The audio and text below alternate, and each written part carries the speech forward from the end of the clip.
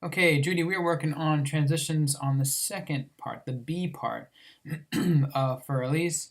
And I want you to think about these as little teeny phrases that we're going to then put together. So they're really only 4 notes or so at a time.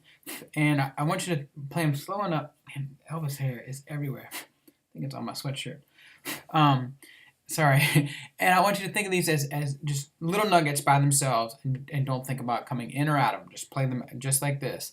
Um, and that way you can work on the fingers, play it slow enough that you can kind of work into it and then relax into it. And by the time you're relaxing while you're playing these little guys, you're really getting the biggest benefit out of it. So, yeah, the first one starts on the end of the third line. We're going to start. I think of this as where the B section starts. So you finish up the second repeat here on that little bird's eye thing and hold it, and then we start this little B section here. So we're going to start with this B, C, D, and then the pinch thing. It's not really a pinch, but it's C and E together. And you're going to play that all by itself. And just make sure you're paying attention to I, M, I, like that. That's what you're working on, nice and slow. Over and over and over again. Get that guy feeling good, sounding good, nice and slow. And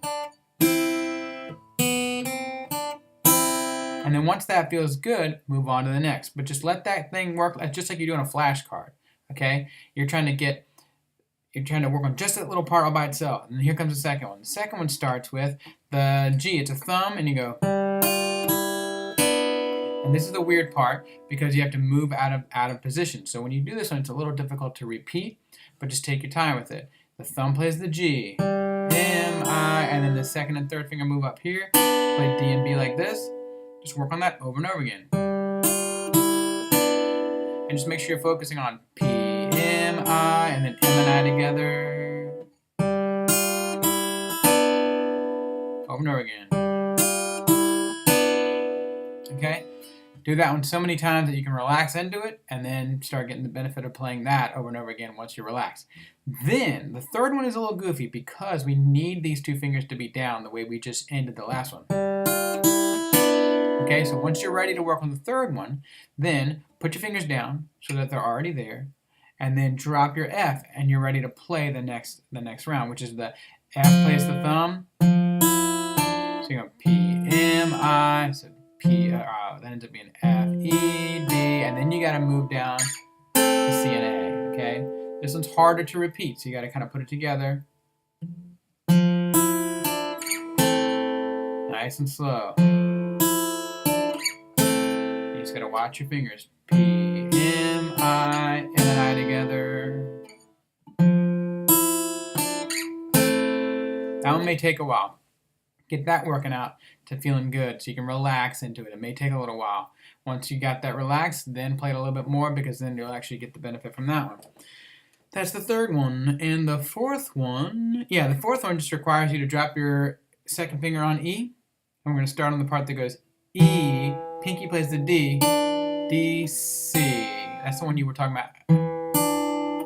You want that nice transition note instead of the choppiness. You want to keep your pinky down as long as you can, and then anticipate that first finger C, right? And then it ends on the E. It should be E and G together. No, E and B, like that. So it goes, and just make sure you're paying attention to thumb, M, I, and then M and P together.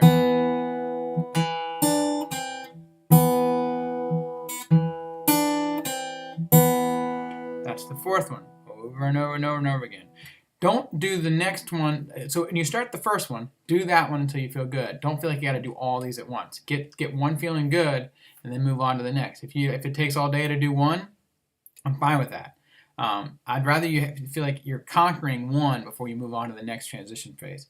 So that is 1, 2, 3. That's the fourth one. And here's the last one.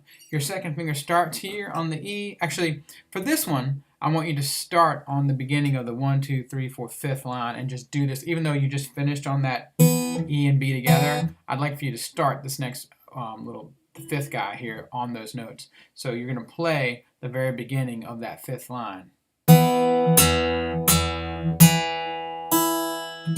Sorry, Dean's trying to do two things at once.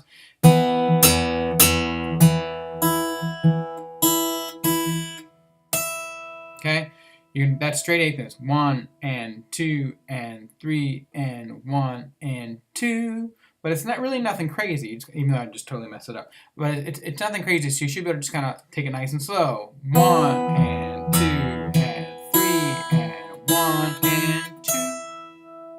Over and over again. This one is long, so just make sure you're paying attention to it, that the thumb is doing all the low notes.